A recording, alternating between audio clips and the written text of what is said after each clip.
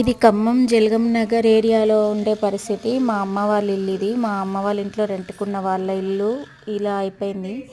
ఆ ఏరియాలో అందరి ఇల్లులు చాలా వరకు ఇలాగే అయిపోయాయి. మా ఇంట్లో రెంట్కుండే వాళ్ళ పరిస్థితి ఏంటంటే, వాళ్ళకి ముగ్గురు ఆడపిల్లలు.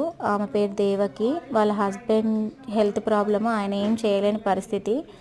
ఏదో మిషన్ కుడుతూ ఆమె కొంచెం లైఫ్ లీడ్ చేస్తుంది. మేము షెల్టర్ అయితే ఇవ్వగలిగినాం వాళ్ళకి, వాళ్ళ ఫ్యామిలీకి.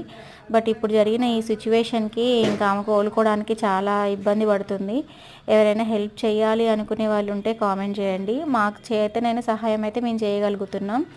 ఇదే కాదు, మా మమ్మీ వాళ్ళ ఇంట్లో కూడా కొంచెం అంత పరిస్థితి బాగాలేదు. బట్ ఓకే, మా మమ్మీ సర్వైవ్ అవ్వగలుగుతుంది.